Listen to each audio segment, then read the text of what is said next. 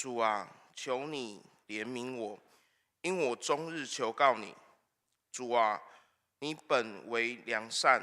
乐意饶恕人，有丰盛的慈爱赐给凡求告你的人。我们一同低头祷告。亲爱的天父，在你复活的圣日，我们安静俯伏在你面前，向你求告。求主你的圣灵与我们同在，向我们说话，将我们的心门敞开。求主透过今天的正道，让吴牧师，让我们再次被你福音的大能再次激励，让我们能在生活中成为你美好的见证。我们这样感谢主，祷告奉主耶稣基督名求，阿们。接下来我们一起起立，我们一同诗歌敬拜。我们唱《荣耀神羔羊》，在新灵粮诗选的第112首。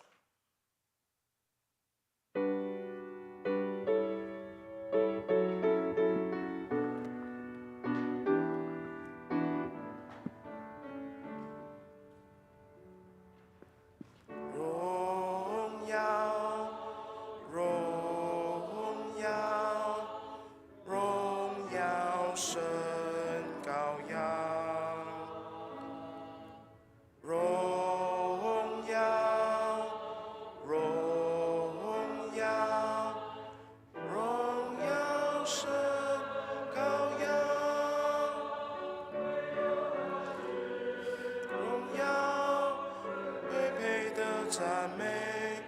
在宝座上的真神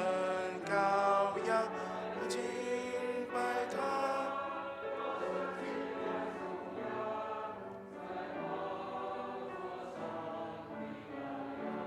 让我们一起安静，我们一起思考这首歌对我们的影响。我们的天父降卑为人，为我们死在十字架上，做了我们的挽回祭。这样的大能，让我们得以被他赎回。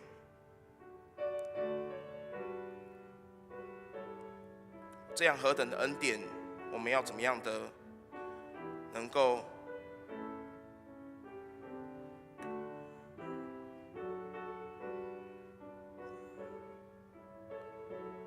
求主能够帮助我们在每一个人在生活当中都能够成为他美好的见证。我们再一起唱一次。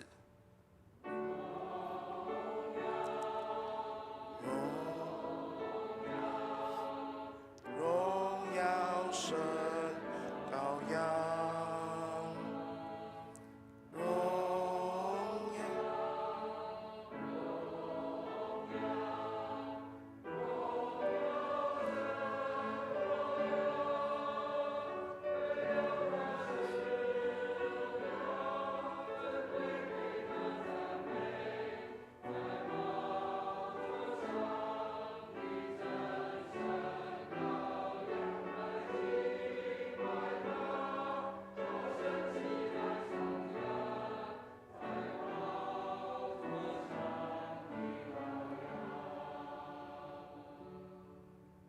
我们仍然站立，我们一起来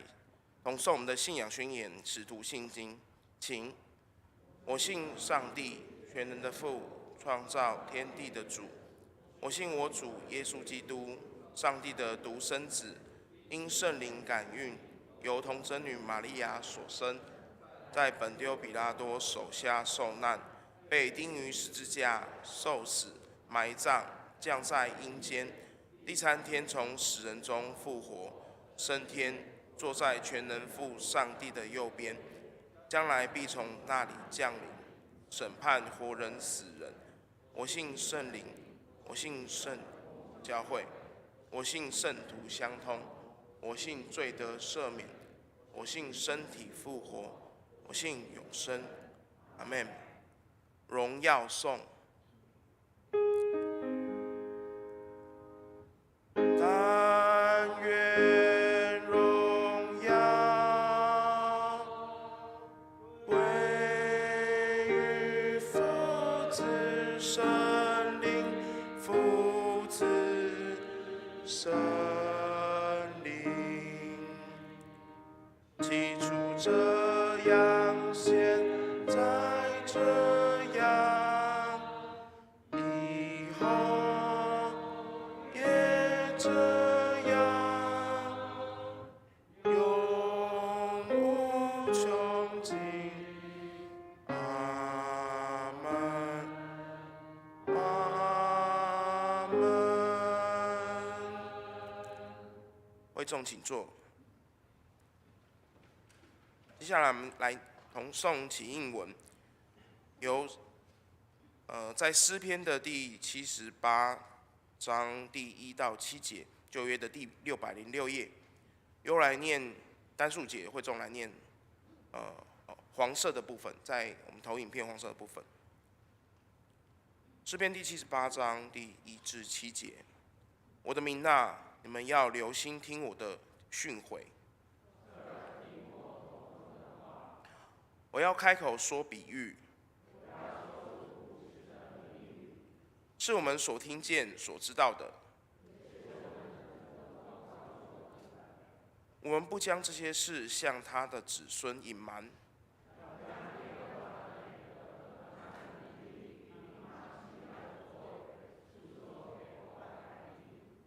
因为他在雅各中立法度，在以色列中设律法。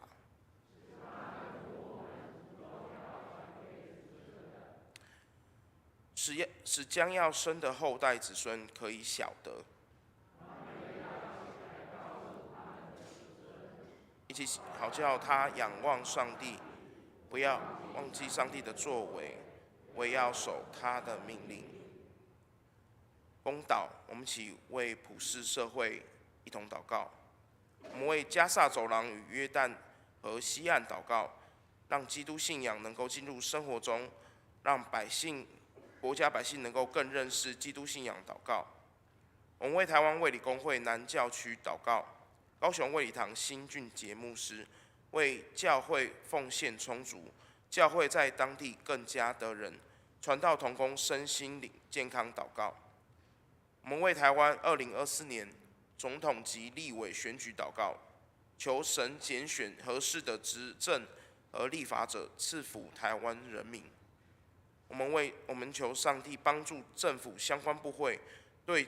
产业、能源、环保及公共安全做出适切的规划、监督与落实祷告。我们为世界时局动乱、战争的国家祷告，求主怜悯，以特别保护其无辜的百姓，将和平持续临到这地区，止息一切的战乱，让影响降到最低。最后，我们一起同诵我们的主祷文。我们在天上的父，愿人都尊你的名为圣。愿你的国降临。愿你的旨意行在地上，如同行在天上。我们日用的饮食，今日赐给我们，免我们的债，如同我们免了人的债，不叫我们遇见试探，救我们脱离凶恶。因为国度、权柄、荣耀，全是你的，直到永远。阿们。正道理，今天的经课，我们请贺兆鼎弟兄为我们攻读。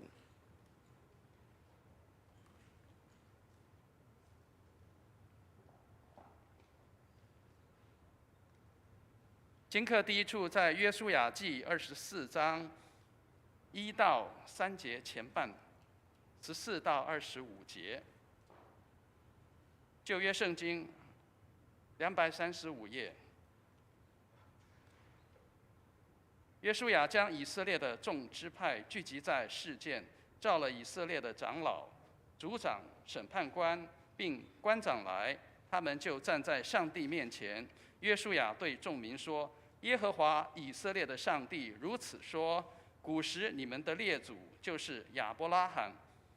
和拿鹤的父亲他拉，住在大河那边，侍奉别神。我将你们的祖宗亚伯拉罕从大河那边带来，领他走遍迦南全地。”第14节。现在你们要敬畏耶和华，诚心实意地侍奉他，将你们列祖在大河那边和在埃及所侍奉的神除掉，去侍奉耶和华。若是你们以侍奉耶和华为不好，今日就可以选择所要侍奉的，是你们列祖在大河那边所侍奉的神呢，是你们所住在这地的亚摩利亚人的神呢？至于我和我家，我们必定侍奉耶和华。百姓回答说：“我们断不敢离弃耶和华去侍奉别神，因耶和华我们的上帝曾将我们和我们的列祖从埃及地的为奴之家领出来，在我们眼中行了那些大神迹，在我们所行的道上所经过的诸国，都保护了我。耶和华又把住此地的亚摩利人从我们面前赶出去，所以我们必侍奉耶和华，因为他是我们的上帝。”约书亚对百姓说：“你们不能侍奉耶和华，因他是圣洁的上帝，是祭邪的上帝，必不赦免你们的过犯罪恶。你们若离弃耶和华去侍奉外邦神，耶和华在降临之后，必转而降祸于你们，把你们灭绝。”百姓回答约书亚说：“不然，我们定要侍奉耶和华。”约书亚对百姓说：“你们选定耶和华，要侍奉他，你们自己做见证吧。”他们说：“我们愿意做见证。”约书亚说：“你们现在要除掉你们中间的外邦神，专心归向耶和华以色列的上帝。”百姓回答约书亚说：“我们必侍奉耶和华我们的上帝，听从他的话。”当日，约书亚就与百姓立约，在示剑为他们立定律例典章。经课第2处在帖撒罗尼迦前书4章13到18节。新约圣经226页。轮到睡了的人，我们不愿意弟兄们不知道，恐怕你们的忧伤像那些没有指望的人一样。我们若信耶稣死而复活了，那些已经在耶稣里睡得了的人，上帝也必将他们与耶稣一同带来。我们现在照主的话告诉你们一件事：我们这活着还存留到主降临的人，断不能在那已经睡了的人之先。因为主必亲自从天降临，有呼叫的声音和天使长的声音，又有上帝的号吹响。在那基督里死的人必先复活，以后我们这话还留存的人，必和他们一同被提到云里，在空中与主相遇。这样我们就要和主永远同在。所以你们当用这些话彼此劝慰。以上是今日的经课。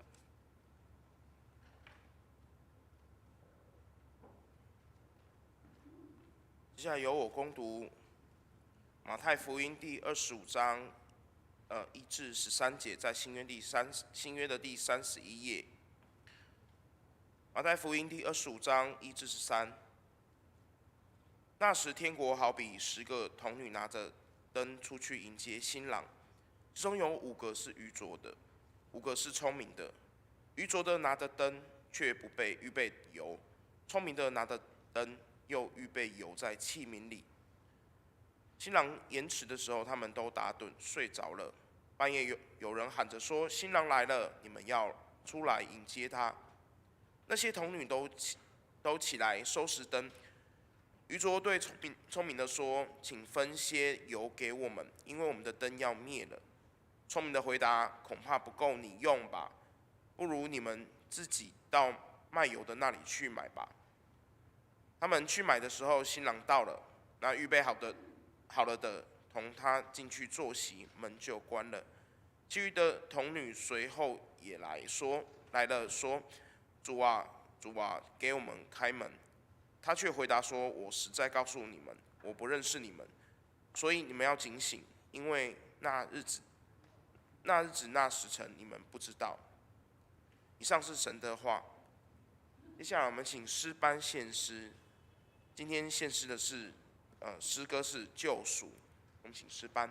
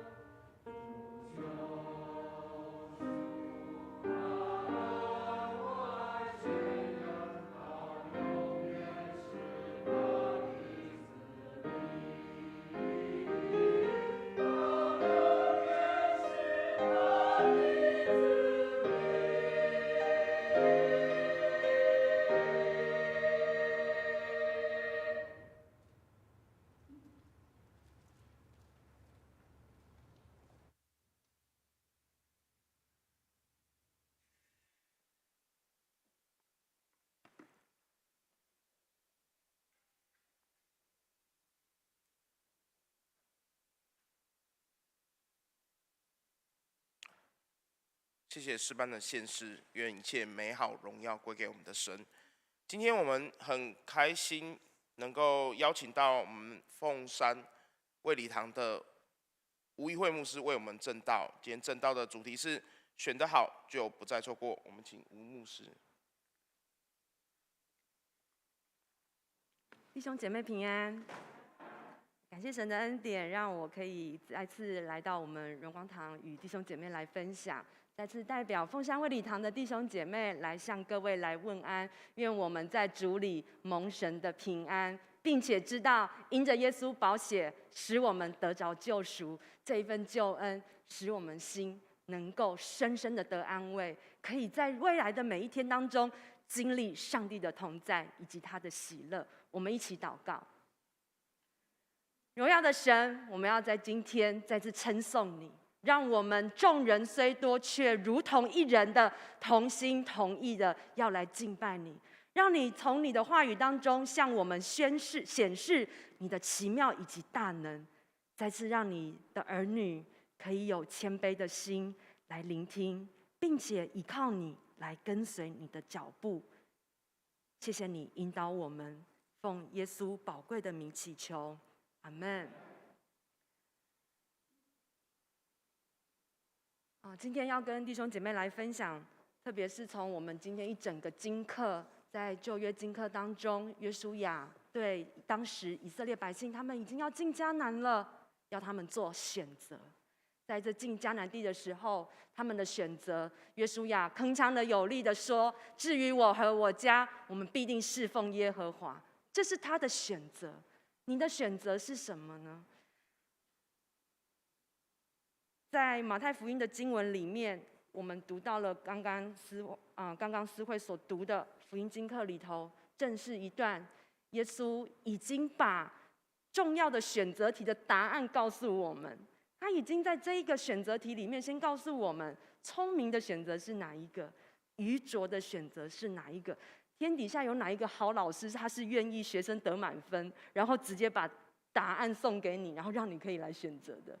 耶稣正是这样子的好老师，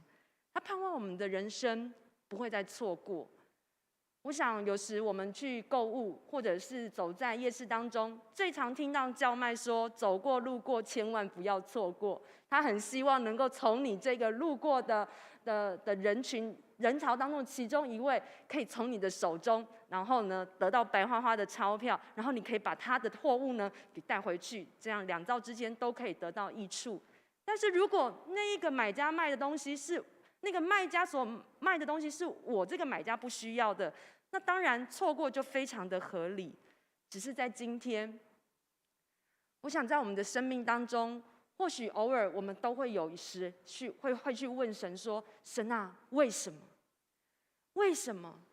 我是不是错过了什么你的提醒，以至于我发生了这个事情？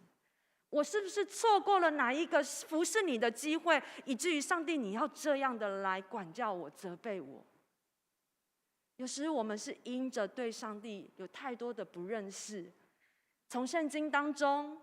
我们所认识的神，往往跟我们想象中的那一位神好像不太一样。我们总以为神，你就是要按照我的方式这样来行，否则我的生命不会有那么多的错过啊。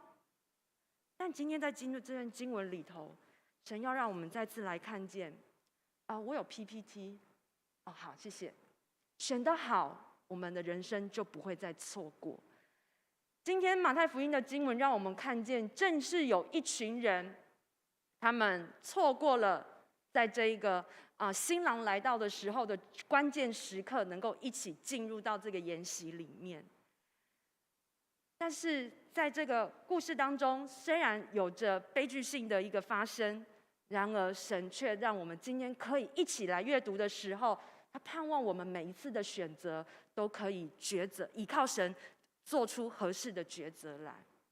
在这段经文之前，我们必须要理解，往往我们看马太福音25章讲到10个童女，有5个聪明的，有5个愚拙的。我们会进去这个经文里面，要来看看这段经文里头要说什么。但是当我们进入这段经文之前，不妨先让我们退后一步，看看主耶稣在这个大的轮廓里面，这个段落里面要对我们说什么话，以至于我们读经的时候才不会变成去关注太过于枝微末节的事，而忽略了神真正要提醒我们的事情。因此我们就要从马太福音24章这个25章的1到13节，它其实是要从24章开始谈起。在24章的第3节的时候，耶稣在橄榄山上坐着，然后门徒来问说：“请告诉我们，什么时候会有这些事发生？这些事是哪些事呢？就是关于世界的末了，以及主的再来会有什么征兆，然后这些事情是什么时候会发生？”我记得我刚到我们凤山卫理堂的时候，我几乎每一个礼拜，大概会有3天下午的时间，我一定会接到一个老妇人的电话，她就会问我说：“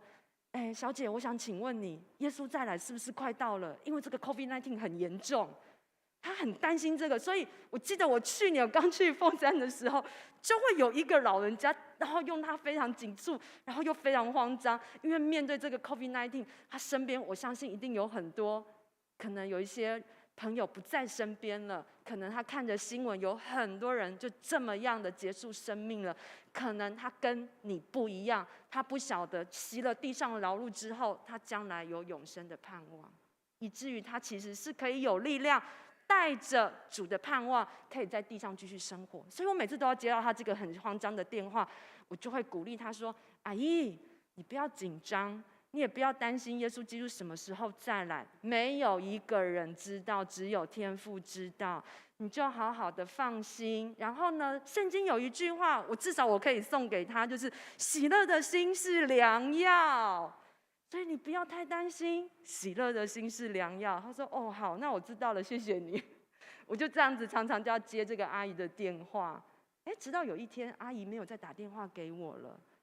当我突然想起来的时候，神就提醒我为她祝福。之后，我就把这件事情交给上帝。门徒来问耶稣：“那么末世什么时候来到？”这件事情，接着耶稣就用24章，接下来有很多的经文，例如从36节，他说：“但那日子那时辰，没有人知道。”然后他提到了挪亚的时代，人照常吃喝嫁娶，过日常的生活。然后人子来的时候，就会像那洪水来的时间，意思就是没有一个人可以知道，只有父知道。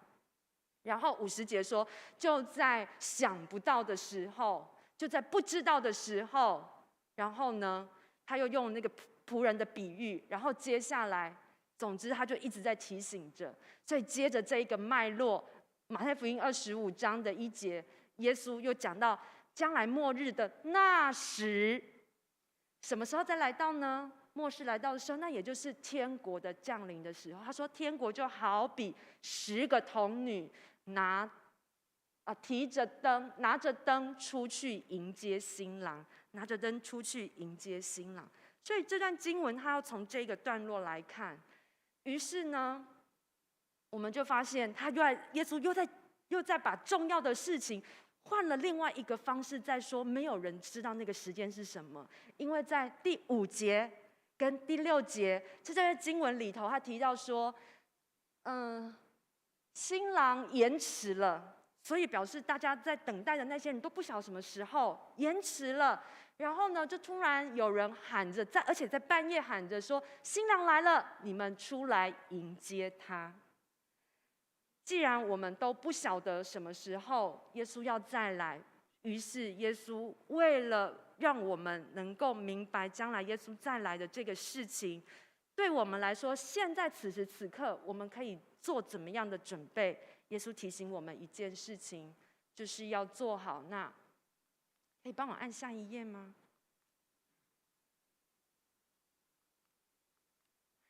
耶稣告诉我们要警醒，因为在马太福音的24章，从第4节，耶稣说，我们读红色的字，请你们要谨慎。然后呢，一直到25章的13节，这个段落最后，耶稣我们读13节，请所以你们要警醒，所以你们要警醒。前面讲要谨慎，后面要讲警醒，中间的那个段落就是耶稣他用了一连串的比喻跟教导，要在座的你当时的门徒能够凡而有耳当听的，都应当要来听，要谨慎，要警醒。既然我们不晓得那个日子什么时候会到，就是耶稣要再来什么时候要那个确切日期是什么时候，于是我们就应当要做好准备，是因为为了不错过那一个重要时刻，为了不错过那一个重要的时刻。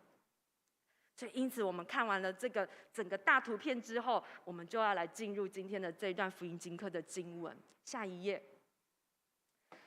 当耶稣这么说，耶稣在这段经文，我想大家如果手上有圣经的话，或者前面的字不算太小，请我们一起来再次来读一次上帝的话语，请。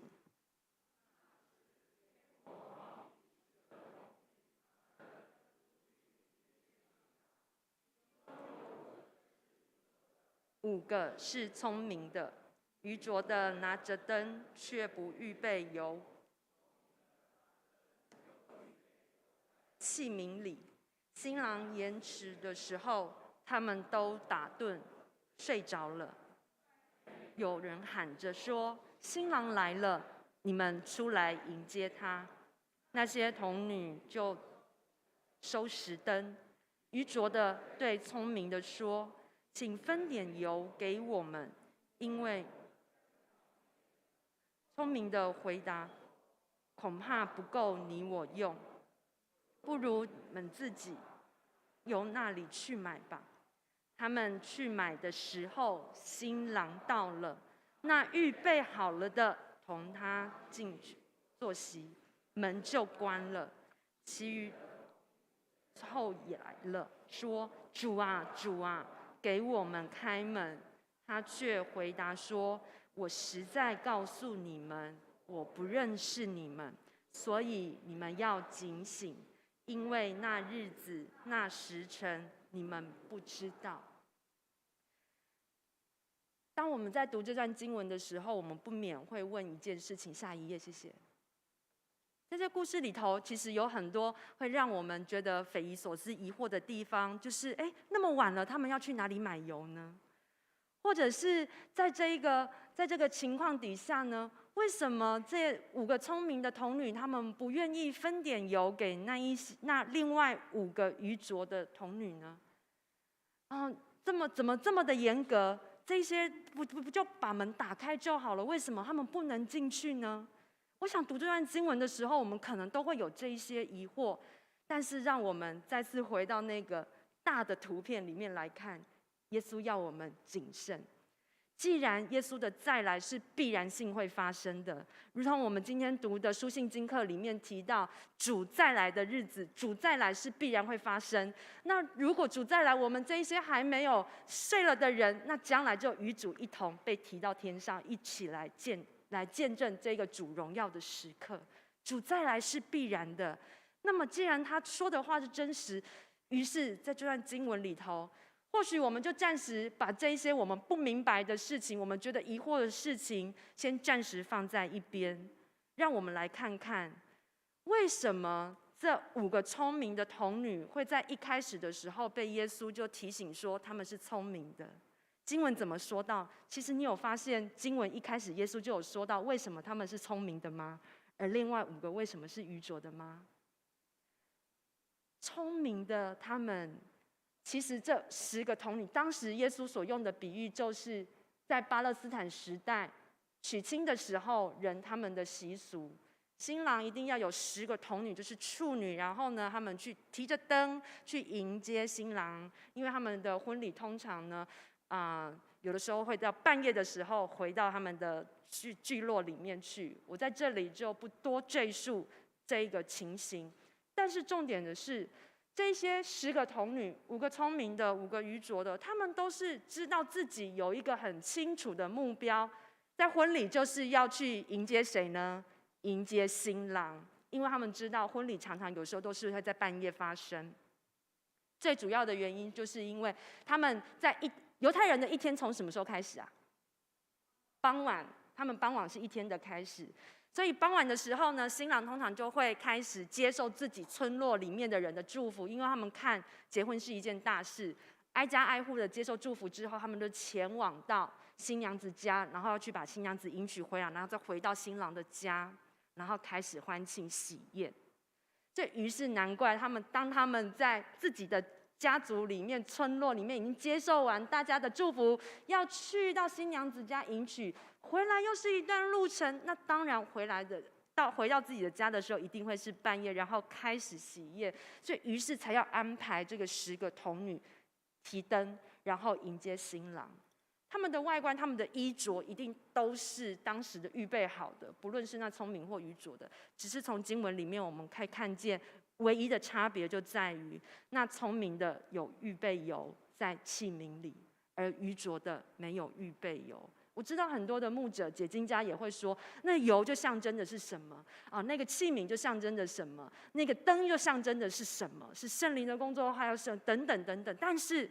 让我们再次回到这个主轴，就是谨慎，谨慎的这个主轴。这两个童女，往上，这一群聪明的童女，她们究竟是吝啬，还是她们忠于所托呢？童女她们晓得，她们所要做的就是迎接新郎，那是她们所得到的任务。在我们的人生道路上，你是否知道上帝托付于你的事情是什么？如果你知道上帝托付于你是一个母亲的角色，是一个阿嬷的角色，是一个生活当中你是他人的邻舍，那而且你又是上帝的孩子，你又是亚伯拉罕的子孙，上帝要借着你，还记得上帝跟亚伯拉罕立约说，我要使人因你得福，我要使人因你得福。那么在你人生的道路上，即便有那么多的角色，有那么多的挑战，有那么多试探，你不会被这些试探，或者你不会被这一些的困难给打击而影响了你的焦点，因为你知道你要忠于上帝的托付。可能有时候我们会遇到一些真的那个挑战太大了，一时之间使我们的心软弱了。但是上帝总会派他的天使，可能就是你小组的弟兄姐妹，可能就是你所阅读的一篇属灵的书籍当中的其中一段，可能就是你所唱的诗歌当中，圣灵感动你，突然想起了，让你重新得力，可以继续来往前行，使你不会偏离那一个主所要给你的托付太远，你可以及时的回到神所要你走的那个道路，当选的选择当下。所以其实这5个聪明的童女，当他们听到愚拙的这5个童女给他们说，请你分点油给我们，但是他却能够很委婉的说，恐怕不够你我用，你们还是赶快去买吧。当你的生活当中可能遇见别人对你用威胁的方式，目的就是希望你可以帮助他，可能用请求的方式，目的就是希望你可以帮助他，可是你晓得这个帮助他所提出来的要求不是神所要给他的方式的时候，我记得常常看到有一些小孩，特别就是在路上的时候，有时候难免会听到，妈妈我一定要这个东西，你不给我的话我不要离开。做父母的晓得这个东西现在不是孩子立刻需要的东西，而且家里有很多。聪明的父母或者是有预备的父母，他可能知道我这时候只要帮助小孩转移注意力，他就可以继续完成我们一开始所设定的目标。但是如果一时之间妈妈心软了，爸爸心软了，或者是因为出于罪疚啊，我因为常常没有陪伴孩子啊，好，他这么说我就想要来讨好他，反而使我不能够专心在上帝给我托付的时候，于是我做的选择，当下看来好像让大家皆大欢喜，因为孩子不再吵了，我也得到面子，否则别人异样的眼光就是这样打量着我。但事实上，我已经离上帝的心意越来越远，因为神提醒我们，我们都理当从上帝的话语当中去吩咐给我们的下一代，我们都理当要从上帝的话语当中，在面对生活的各样抉择的时候，显示出我们是否要专心选择跟从耶和华。有一句打油诗说得很有趣，他说：“做人别太装，久了会受伤。”可能你会伤了，你会觉得自己很受伤，因为别人会拆穿你的这个假面具。可能你也会觉得，为什么我这么虚假，而自己感到受伤。久而久之，你的心就变得越来越刚硬，越来越刚硬的时候，你就越来越难以来接受上帝的爱在你身上的医治，使你可以重新再次成为一个新造的样式，领受了上帝的祝福，同时能够进入在这个世界，反而退缩起来，成了一个独行侠，成了一个不想要跟任何为了避免受伤而不再想要再跟别人互动。这不是上帝要给我们的心意。下一页。而这段经文里头，另外这五个愚拙的童女，她们买完油回来了以后，然后他们敲着门说：“主啊，主啊！”但是在这段经文，在耶稣所说的这个比喻，有一段是让这一些门徒，我相信也是今天读经的你会感到很熟悉的部分。他说：“我实在告诉你们，我不认识你们。”你有没有觉得这段经文也好像出现在马太福音的哪个地方呢？我们看下一页，马太福音在第7章的时候，耶稣他呼召门徒，然后差派他们出去服侍，然后耶稣提醒他们，他说：“凡称呼我主啊主啊的，不能都进天国，唯独遵行我天父旨意的，才能进去。”然后耶稣就明明的告诉他们说：“我从来不认识你们，就算能够行异能，能够赶鬼，我从来不认识你们。你们这些作恶的人，离开我去吧。”原来在耶稣的心意里，跟所谓在旧约当中圣经的启示是完全一样的。恶，作恶，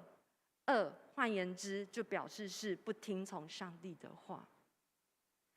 跟我们现今的对法律的观念是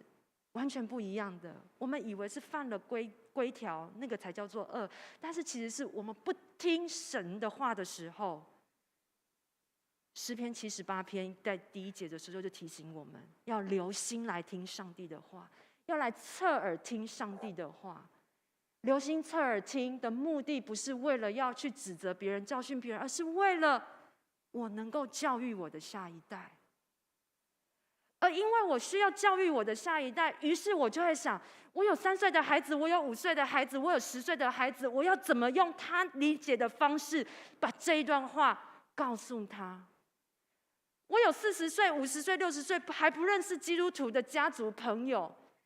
我要怎么样用他能够理解的方式，把我从圣经当中所学习的话语跟他来分享？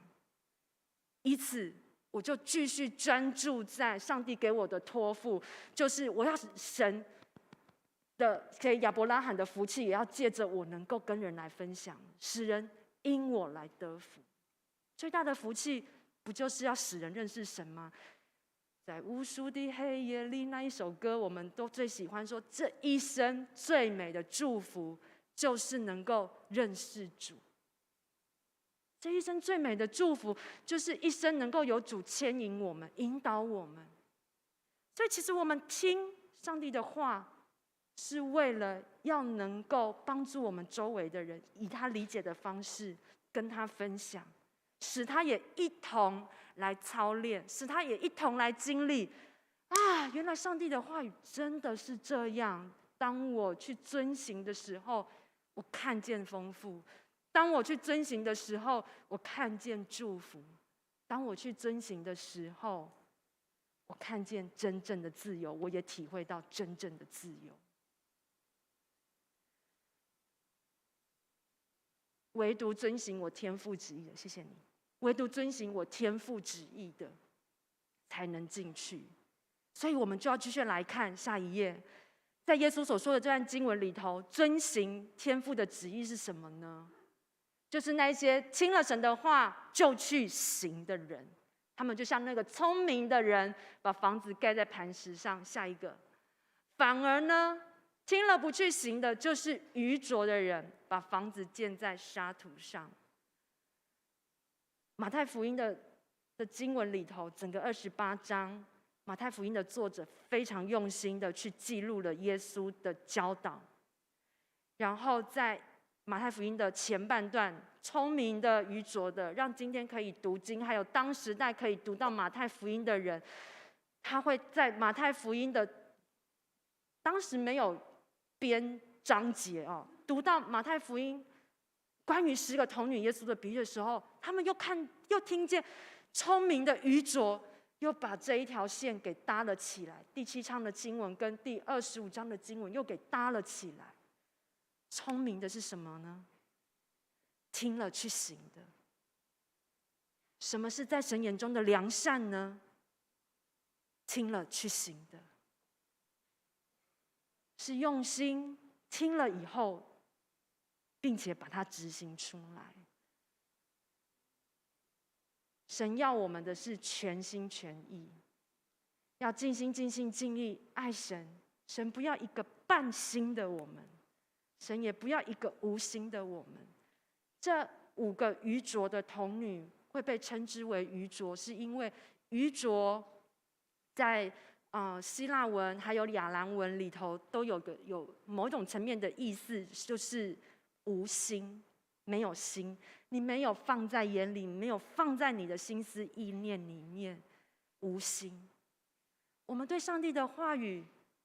是要尽心尽心这样子全心全然，还是我们选择要做一半半心的人，还是你选择要做无心的人？我不知道你的选择是什么。不过下一页让我们来看马太福音这一整个写作，是在我们目前在荧幕上所看见，这是一幅大概是在它是画的背景是主后70年的时候，罗马帝国的将军提多他带兵，然后进攻耶路撒冷，然后火烧圣殿，火烧圣殿耶路撒冷城这个地方的一个情况。这是一个在罗马帝国上的一个真实的历史事件。可是为什么会有这个事件呢？因为当时圣经时代的奋锐党人，他们起来想要做政治性的流血革命的事情，要来推翻罗马帝国。但是呢，武力的悬殊，提多将军很聪明的用了一个方式，总之他放火烧了耶路撒冷城，毁坏圣殿。然后这就是某一个知名的画家他所做的一个画作，要来记录这件事情。马太福音的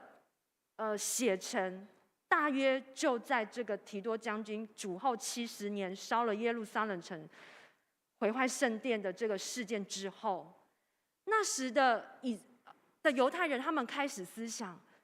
没有了圣殿，还有毁坏的耶路撒冷城，这对我们犹太的信仰来说，还有传承，这是何等的重要！但是我们若不赶快继续把耶稣基督他的教导吩咐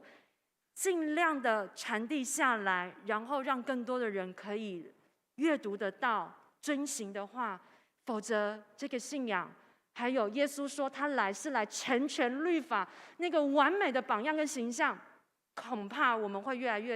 来越失传。我们必须让信仰传承下去。于是他们赶快的就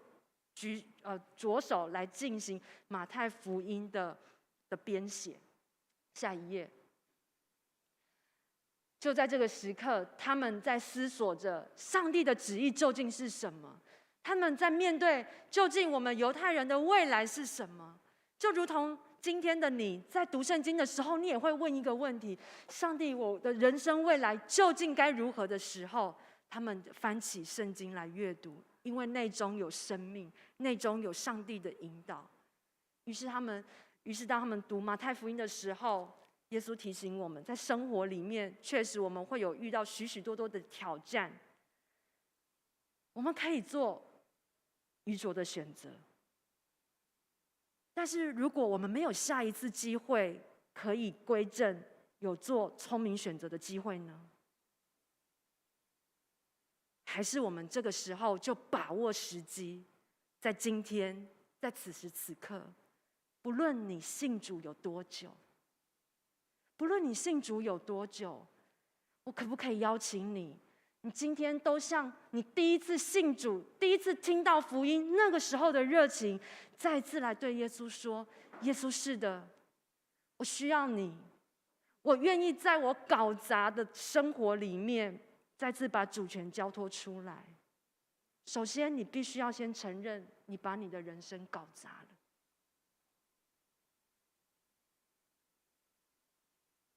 过去我是一个单身的姐妹，我觉得单身的牧会生活很轻松很自在。我常常看着那一些我已经结婚了的姐妹，她们对我报以非常羡慕的眼光。她们总会说：怡慧啊，如果可以不结婚，你不要结婚，真的啊，老公小孩什么的。我想你们各位一定非常 enjoy 你们自己的职分里面，所以你们不会像我那些结婚的姐妹们这样对我说。我觉得一个人做基督徒好自在，确实我可以很专心，心无旁骛，然后我就这么样的去跟我的弟兄姐妹去分享上帝的话语，直到我搬回家里。上帝的心意，他接走了父亲，让我搬回家里，要跟妈妈相住。我已经有13年以上的时间没有跟妈妈一起生活，我们没有在一个屋檐下待过连续的24小时的，乘以好几天。我总是每次回家的时候，我想说没关系，反正我这次只有待3天，我就要回家了。因为我们有很多不一样的生活习惯，我们有很多无法沟通的地方。虽然我们都是基督徒，但是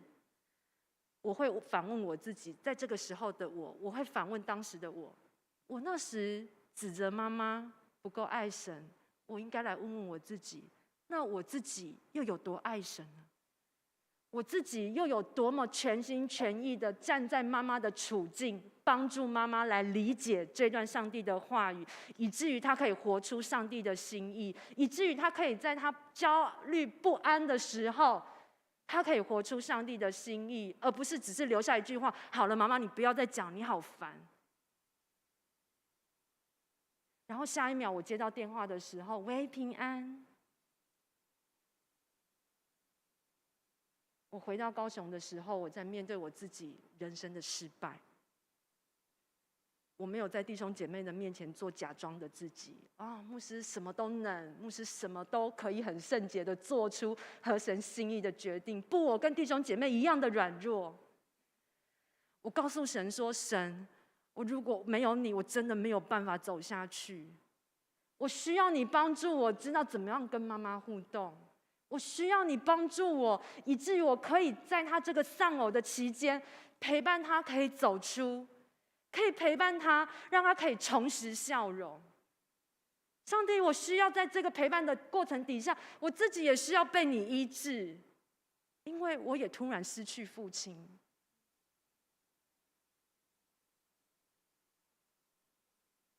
生活有许许多多的小事，但是我却知道，上帝乐意在我生活当中的小事与我相交，帮助我去做出正确的选择。每当那一些负面的情绪来的时候，我感谢神，总是可以透过一些诗歌，还有过去我所读的圣经，或者我所曾经听过那些对我很受益的正道，帮助我可以立刻的调整我的眼目。好，这时要节制，把悲哀放下。主啊，你都看见我的眼泪，这不都收在你的皮带里了吗？然后一次一次过去这400多天的日子，我每一天都在这样的选择当中，我选择要来更靠近神。我很感谢神，我跟妈妈的眼泪越来越少，我们偶尔还是会想起爸爸，但是神却让我们看见我们有着各自的使命，就是怎么样在上帝的给我们的身份当中，还有上帝给我们的话语，每天去应用他的话。下一页。所以马太福音的作者就是在这个背景之下，要鼓励当时的弟兄姐妹。虽然我们面对了多么巨大的一个信仰中心的这个破坏，但是在我们日常生活，不论是大事和小事，我们仍旧要继续的做主的门徒。就在这一些的一念之间的选择，有时我们会失败，没有关系。就像彼得，一下子他知道耶稣是弥赛亚，可是下一分钟他就又阻拦耶稣，你不可以上十字架。一下子我们可能像彼得那样3次不认主，但是主又愿意将我们挽回。下一页。因为在这里我要请你相信一件事情，神最在乎的，在这段经文里面，当然，他告诉我们末后会有审判的日子，但是他提前把这个重要的选择、正确的答案已经告诉我们，就是因为我们的神，他在意的是生命，而不是死亡。他更在意的是生命的相交，而不是永远的隔离。我们的神愿意在我们的日常生活当中，他鼓励你我，就在我们的日常生活当中去活出与神相交的美好。我最喜欢跟弟兄姐妹谈天，因为我可以从谈天当中理解他这时可能面临什么样的人生的抉择难处，或者他在认识上帝，他在人生当下的处境，人生的这个处境下，他面临到他在信仰上有什么样的挣扎。于是我知道我有机会，就在这个聆听的过程，我可以跟他分享，不是我自己怎么走过来，而是我们可以一同进入上帝的话语，实践上帝的话语。过程中可能会有一些磕磕绊绊，就好像你锻炼健身，你一天之中就能够马上有肌肉吗？属灵的道路，属灵的信仰，在训练的过程，我们也都是需要时间，一步一步看见自己的成长。所以因此，神最在意的，神希望我们在未来的每一个抉择，如果你已经在那个聪明的行列当中，可能下一次的挑战里面，你还能够继续选择做聪明的选择，那我为你感谢神。但是我们总会有软弱的时候，请你不要对自己太过苛责，让我们在这个软弱时期，仍旧能够呼求上帝的帮助，回转过来呼求上帝的帮助，回转过来知道原来上帝一直在等待我们去做那个重要的选择。下一页。因为在生活的每一个层面，上帝都已经摆放了他的恩典，所以不要错过了那一个能够领受上帝的恩典，能够经历属神的生命的机会。在生活当中，你有可能有许许多多的身份跟角色，我们是别人的邻舍，我们是别人的丈夫，我们是别人的孩子，我们是别人的上司，是下属，是同辈，我们甚至是我们敌人的敌人。无论在这些的身份里面，但是都不要错过那一个神要跟我们相交的机会，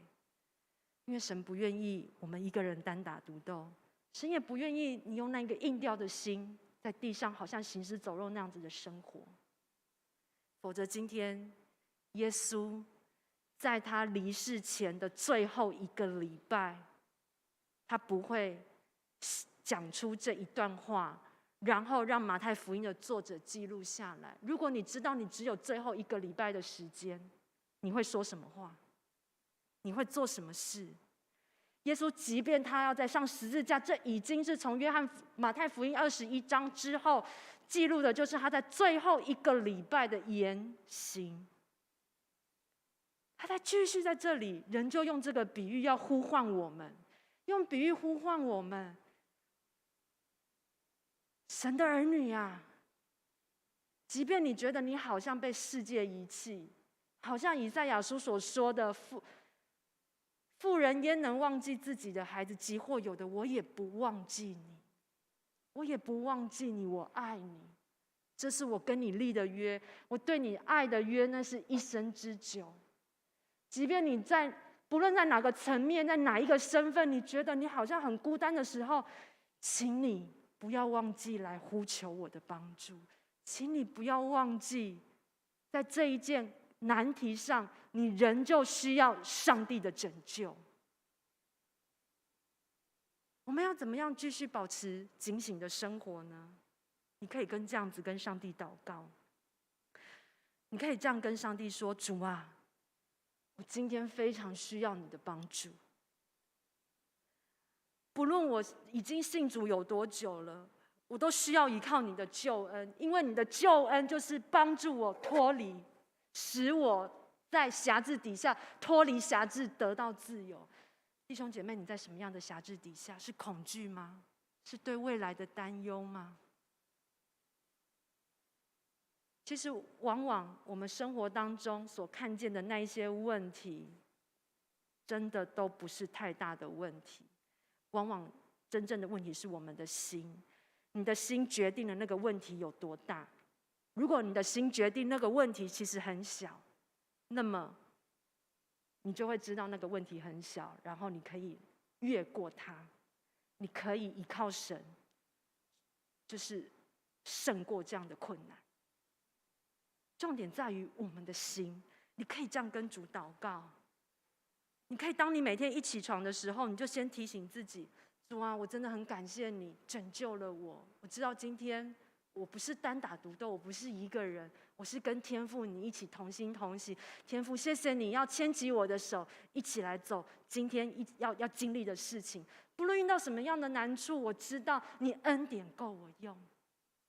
让我们在一天的早上一开始就这么祷告。你也可以在睡前的时候这样先为自己做好预备，甚至你可以做第二个祷告：主啊，请你借着各样的方式差派你的帮助，来让我明白，使我能够做正确的选择。不论是借着一首诗歌，借着我所读的一段经文，借着我所听到的哪一个弟兄姐妹所说的一段话语，或者是我所阅读的某一段属灵书籍的一个部分，主啊，让我有敞开的心，去知道，能够辨识出来，以至于我不会让这个机会错过。你可以再做第三个祷告，使你的心保持警醒。主啊，让我谦卑。主，请让我谦卑，谦卑的对你说，我需要你。谦卑的对你说，主，我是软弱的。然而当我谦卑的时候，我正像耶稣你在登山宝训所说的，虚心的人有福了，因为天国是他们的；清心的人有福了，因为他们必看见神，他们心里也知道神，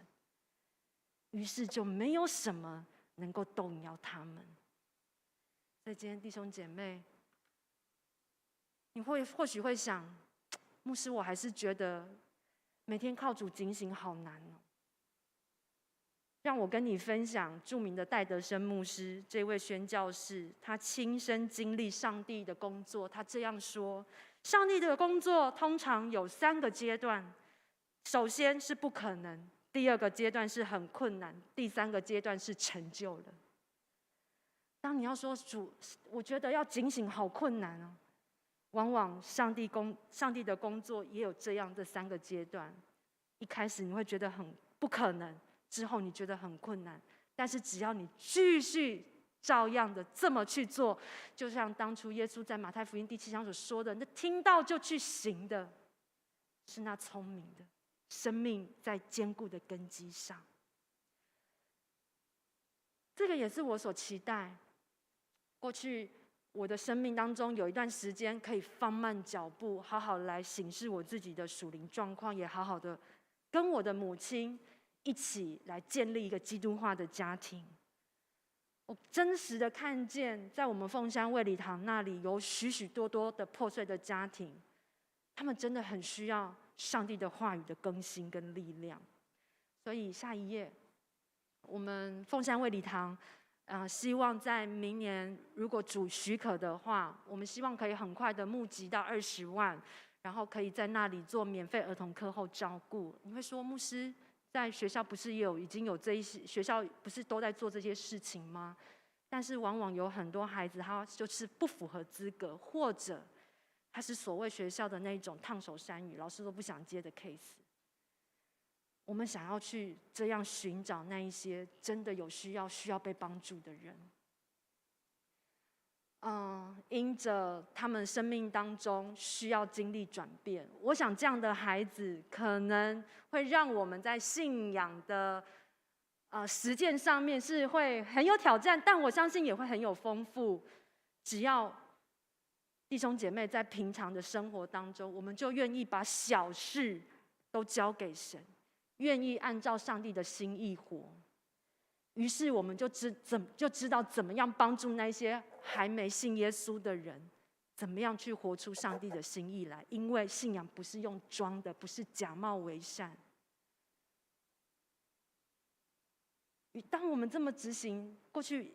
1年多来，在凤山卫理堂的弟兄姐妹，我们一直都学习，也被挑战，要成为那一群听了就去遵行。但是我们很真诚的来告诉上帝，我们的心目前是无心的，目前是半心的，现在是要往全心的那个方向。一步一步，一天一天，我们越来越看见自己的生命的成长。于是我们愿意回应上帝对我们的呼召，上帝对我们的一个使命，能够因着当地的需要，能接触那里的百姓，接触我们社区的百姓。也盼望我们能够有真实的信仰，能够接住这一群需要被帮助的家庭，使他们能够看见天国就在我们当中。如果您有感动，您有负担，请为我们祷告。我们盼望能够募集20万，目前我们已经达成1/4。我们的弟兄姐妹他们也去跟他们的朋友去募款。也希望能够一起取之于社会，用之于社会。我们盼望，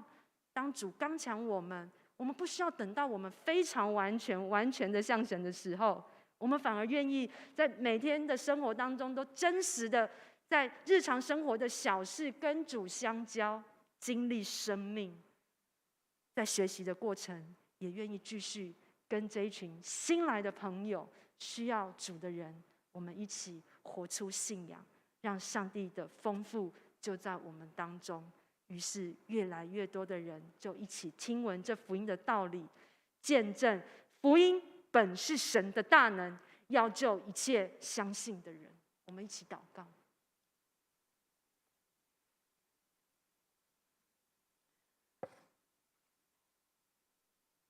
亲爱的天父，我知道你从来不会错过我们，因为你很爱我们。我知道你是很久忍耐又有恩慈，而且不轻易发怒的神。今天，主啊，我愿意因着你耶稣基督十架的爱，因着耶稣基督宝血的大能，你要挪去我的罪，挪去我的恐惧，挪去我的羞愧。爱我的阿爸父，你要使我重新自由，使我能够经历你十架的扶持，在你的宝贵大能应许之下，帮助我再一次选择生命，帮助我再一次选择顺服，帮助我再一次选择放慢脚步来聆听你的声音，以至于我听见在后边有声音说：“这是正路，要行在其间。”让我这样回应你，谢谢你，永不忘记我的神，带领我，使我能够被爱、被接纳，重新站立，也能够在你所呼召我的家庭、呼召我的角色上面，可以继续为你而活。奉耶稣宝贵的名祈求，阿们。谢谢吴牧师的正道，希望信仰就是生活，生活就是信仰，成为我们每个人的帮助。在此，我短短的小小的分享一段我自己的一段小小分享给各位哈。在这个聚会开始之前，我们还在外面祷告，在门口的时候，一会牧师就对着我说哈，他说：“德强，你不觉得我们这是一个非常美好的这个际遇吗？我们一同在这个地方服侍。我相信，场内可能有大部分人不是很熟悉一位牧师，但是对我们来说，他是我们高中就认识的朋友。那在20出头年之前，在这个桂林街的时候，其实我们就认识了，直到现在。所以其实这的确是一个美好的相遇。那我想我们同台在上面服侍的时候，应该也激励了很多人，在这个福音的事工上激励了很多人。我想，可能最大的激励或许是那个陈启峰牧师啊。陈启峰牧师如果看到这一段这个录影的话，也许他会这个拨着头发然后眯着眼睛说：“没错，这就是我以前在这个少阳营的那个同工他们同样在这个台上，现在在服侍。我相信这个是一个美好的机遇。我们再次谢谢吴牧师的正道，谢谢他。接下来我们一起会众请起立，我们唱《谷中百合花》。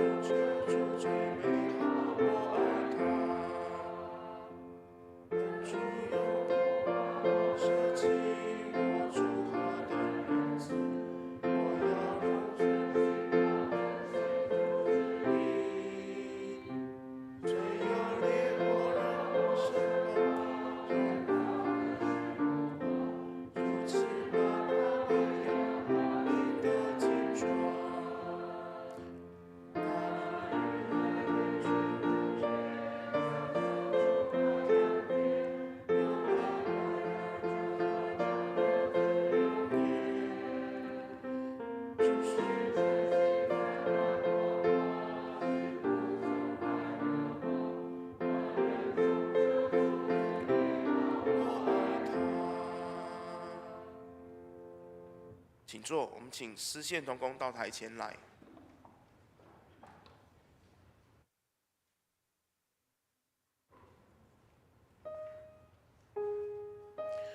我们一起低头做奉献的祷告。亲爱的天父，愿我们成为你警醒且聪明的儿女，愿我们更贴近你的心，享受与你同在的美好时光。现在我们将主你所赐给我们的金钱再次献上，成为你圣工使用，成为主你福音的帮助。谢谢主，我们这样祷告，奉主耶稣基督名求。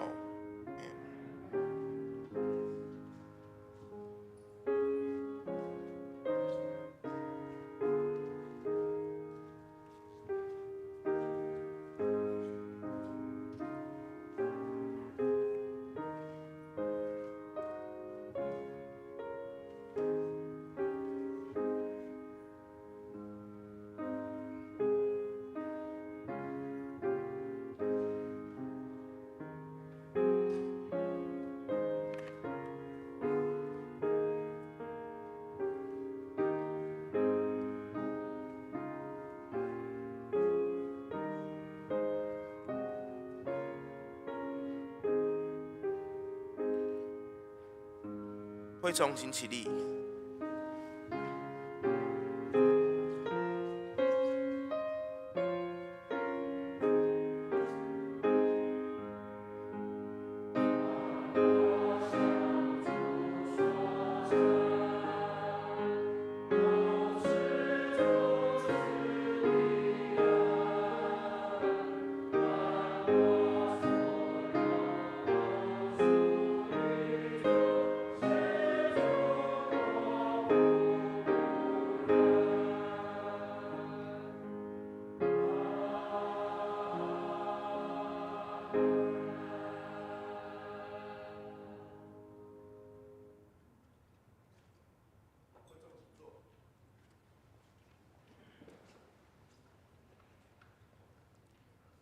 接下来我们来欢迎一下到我们当中的新朋友，这位有一位李光达先生，你好。你好，他现在在花莲慈济大学，还在读书吗？好，谢谢，一次欢迎，永远欢迎。接下来有没有还第一次到我们当中的人？没有的话都是旧朋友了，旧朋友都知道我们要唱一首欢迎歌，是我们的这个让我们成为一家人，谢谢。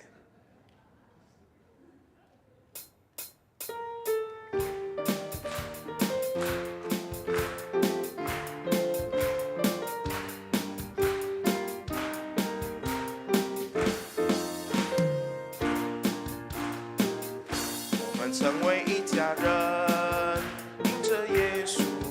因着耶稣，成为神儿女。我们成为一家人，因着耶稣，成为的子民，因着耶稣的洁净，因着耶稣入光明，因着耶稣同享复活的生命，同享生命的喜悦，同在主爱中连结，因着耶稣同受丰盛的产业。让我们起立，彼此问安。耶稣，因着耶稣成为神儿女，我们成为一家人。因着耶稣，因着耶稣，成为神国的子民。因着耶稣洁净，因着耶稣入光明，因着耶稣同享复活的生命，同享生命的喜悦，同在主爱中连结，因着耶稣同受丰盛的产业。请坐。接下来报告。教会消息：本周台语堂是感谢陈启峰牧师的证道，国语堂是由陈银辉牧师来本堂证道。愿上帝祝福两位牧师的家庭及生活。蔡文牧师今天是到凤山的卫理堂证道，请为牧者的往返祷告。第二点，请为新任的牧师当选名单，于茂林弟兄跟于茂林弟兄跟林文曲弟兄祷告，我们谢谢他们。好，让我们常常为教会执事献上祷告，并为即将卸任的执事黄介良、李淑仪执事献上感恩。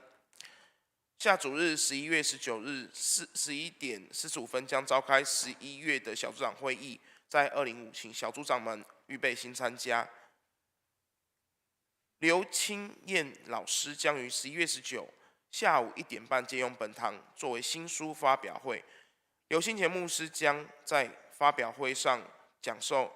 亲子关系的讲座。本堂分配有40位的名额招待，目前尚有一些可以登记，请麻烦向办公室登记。那我们因为人数有限如果人数超过就不再受理。那麻烦大家有兴趣的赶快到办公室。教会在12月24号圣诞主日将举办受洗及转入礼，欢迎有意愿及受洗及转入本堂的弟兄姐妹，于11月开始上初信造就课，请向办公室报名参加。第六点，感恩节跟圣诞节即将到来，也期待在这个时间有更好的一些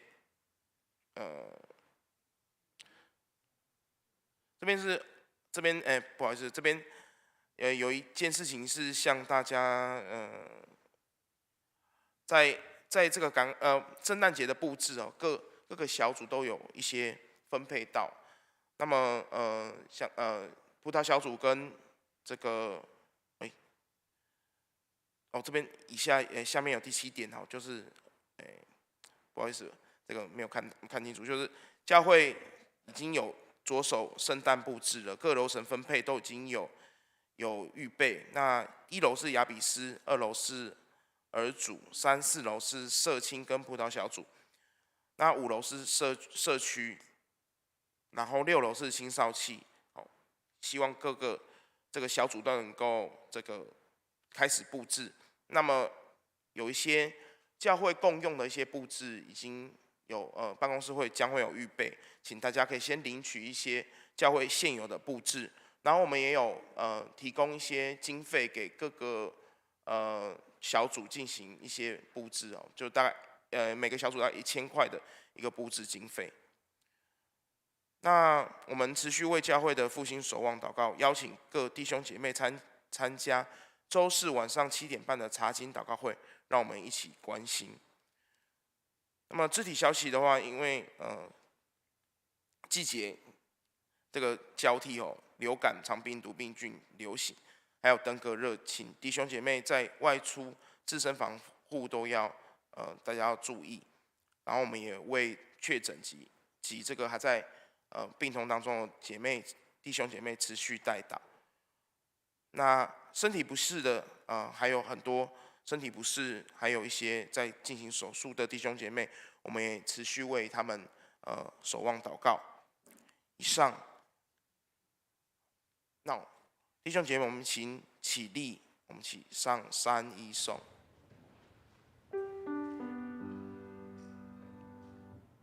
普天之下万国万民，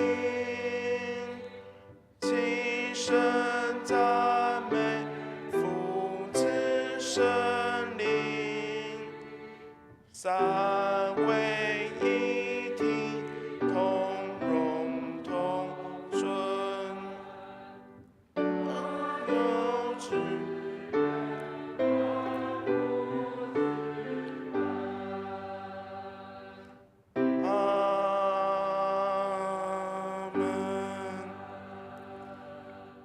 我们请吴怡慧牧师为我们祝福。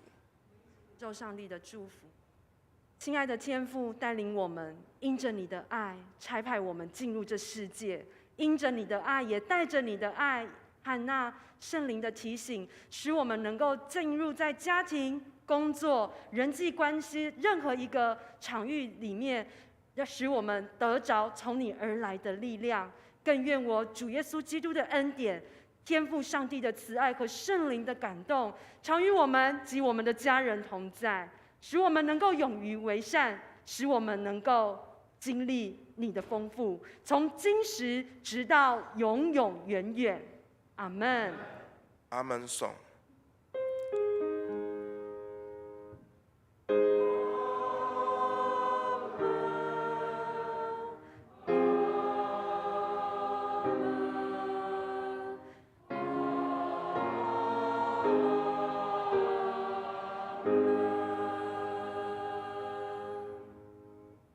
会众请坐，殿乐。